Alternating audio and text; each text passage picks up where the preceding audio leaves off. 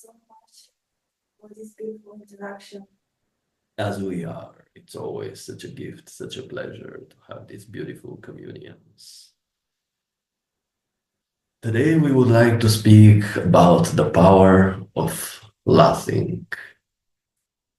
Laughing has so many healing properties. When you laugh, first of all, you give your subconscious and unconscious a sign that you are a powerful creator, that you realize that you're a powerful creator. You say to yourself, to your psyche, that you move forward on your path boldly and strongly, and that nothing can put you down. When you laugh on your bones, when you laugh on your sacrum, when you laugh on the whole of your skeleton, on your ribs, on your hips, and most importantly, on the thymus gland, on the center of the chest, you are healing your body, you're healing your emotions, you're healing your thoughts, and you're also strengthening your immune system, because the laugh has so many healing properties.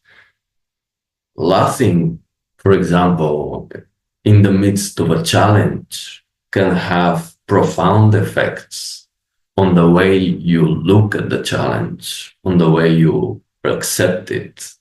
So whenever you have a challenge and you feel like you feel down, just stop yourself, soles on the feet, and start jumping and laughing at your bones, laughing at your belly.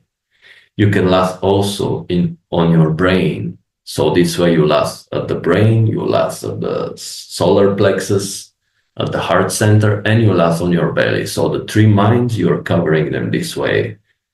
And holistically, you are aligning yourself with your higher version, with the version of you that has already transformed this challenge into opportunity, into bliss. Because of challenges, as we have already said, are opportunities that are disguised and that are looking forward to be revealed by you. Thank you so much for this powerful message. Thank you. May I ask you about a situation that I had when I was working at an IT company a couple of years ago? One day there was a very heavy rain outside, and I was feeling very afraid. I guess because I wasn't at the right place, at the right workplace, and I was feeling very afraid that I don't know what am I doing actually. And synchronistically, when we opened the door of the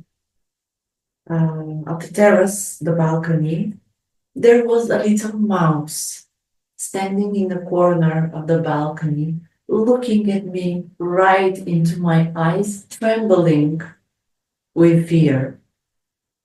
And at the same time, in the sky, there was this beautiful, large rainbow, the biggest rainbow that I've ever seen in my life. I even took pictures of it. And I, of course, interpreted the mouse as a sign for my fear, and the rainbow as a sign for my higher self. And I was wondering if you could share something more about this situation. Yes.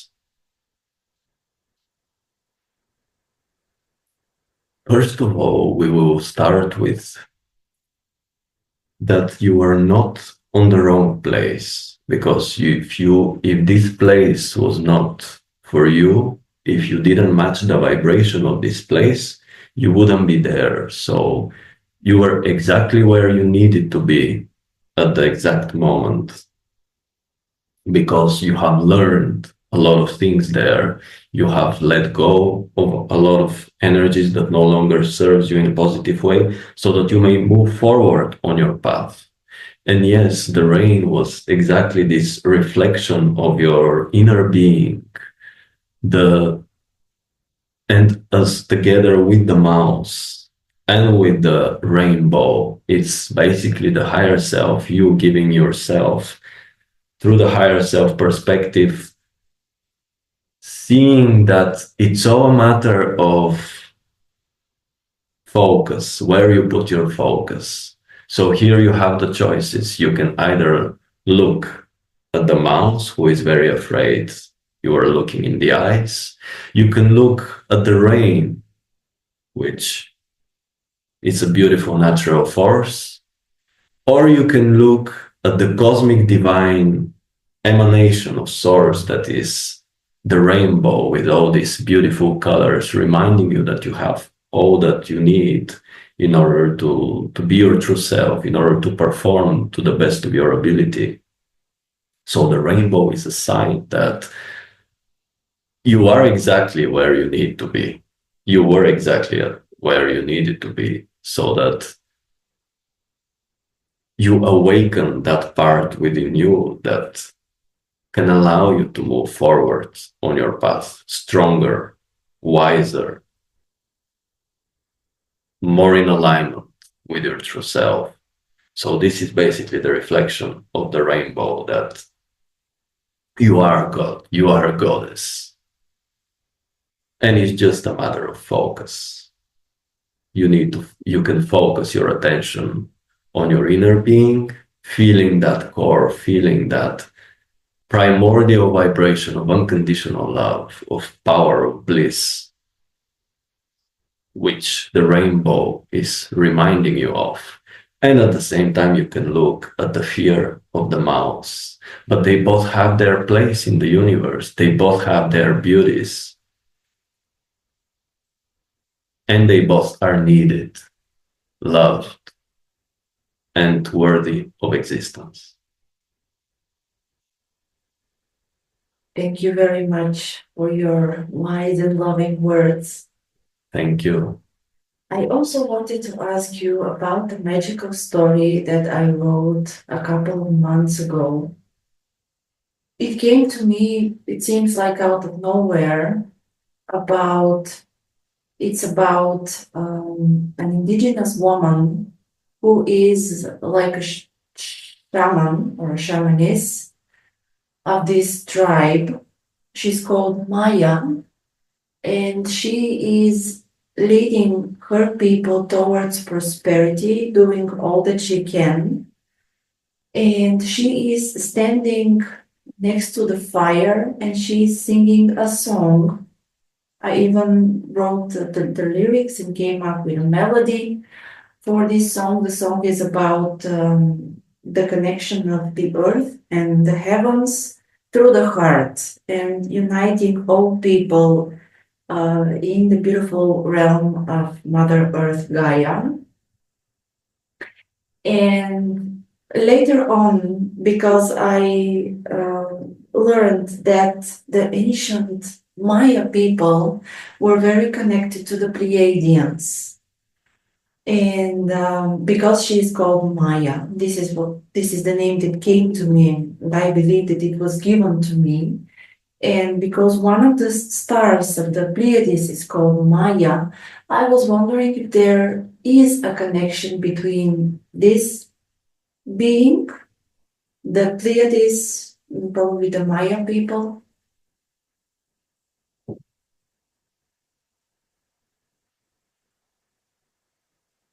Yes, there is a connection to the Pleiadians, and it's not by hazard that you were given this name, because Pleiadians are connected to the energies of expressing themselves through art, through music, through through manifestation of their artistic skills. So by you writing these stories, this story about about Maya, you're allowing yourself to first express your gifts, some some of your gifts in writing, and you're also connecting to this deeper part, this primordial power, the everlasting, the eternal connection between heaven and earth that you are describing it in your story by the fire, because the fire is the heart, and exactly the heart is the middle center where the lower body, the earth energies, the subconscious and unconscious mind are going up, beating in the heart together with the higher mind representation of the cosmos, representation of the higher realms. So this fire exactly represents this connection of heaven and earth, of lower and higher. And through the perspective of the heart, this is when the miracles happen, when you take actions followed by the heart mind. And in your story, as you said, that she was the one responsible for motivating the people, for assisting them in creating their abundance and prosperity, right? Correct. So this is exactly what is needed in order to create this prosperity and this abundance, following the heart guidance, to know how to move in life. Like sometimes there is bliss, sometimes there is suffering, but sometimes the suffering is needed. And when you see through the perspective of the heart mind, you can allow yourself to go through it because you know that this step is necessary in order to move into a reality where you manifest abundance, where you manifest prosperity. So this story is about the interconnectedness of the different processes of life, because we're in a universe where everything changes. This is one of the laws. And as it is, as everything changes, sometimes you're low, sometimes you're up. And it's just the heart fire, that is the one giving you the power, giving you the wisdom, the love, and the compassion to move forward as your true self, validating all experiences, loving them, and appreciating them with humility and love. Thank you very much. This is very insightful. And do you have a recommendation or suggestion on how can I explore this connection to the Mayan people and to the Pleiadians in deeper way?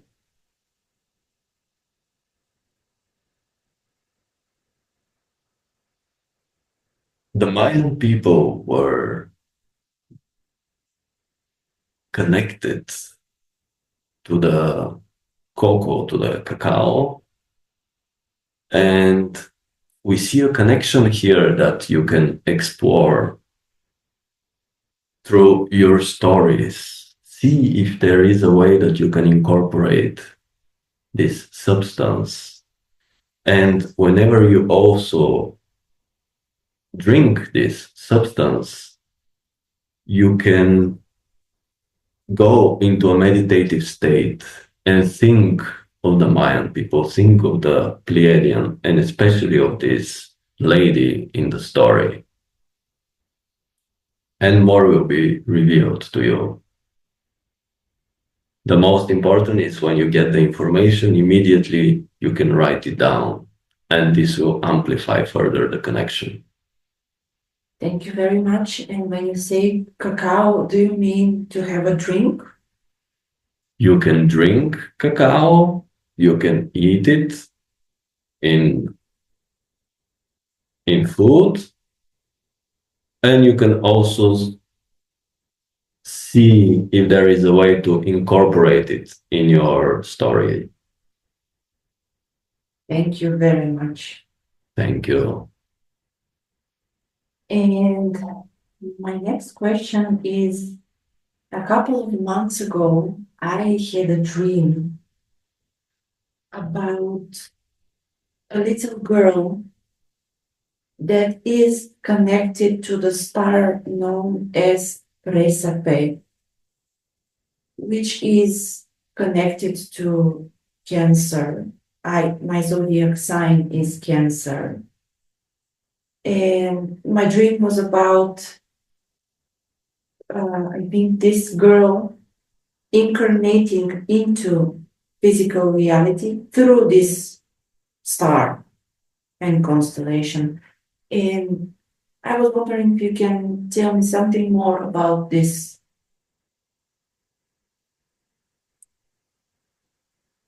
This is one of the hybrid children that you have. And yes, you got it right that she is connected to Presope. And your connection is also amplified by the Cancer constellation. So you could connect with her through invoking the energies of Cancer. Have you received a visualization of this child, if we may ask? Not yet. The dream was it's kind of blurry to me right now. I only remember this, a child, and Presope. These are the two main symbols that I remember from the dream. But until now, I thought that it was me, that I incarnated through this star and constellation. But this is about the hybrid child. It also sounds in resonance with me. Yes, you can deepen the connection with this hybrid child when you just remember the state when you were, the environment that you were in.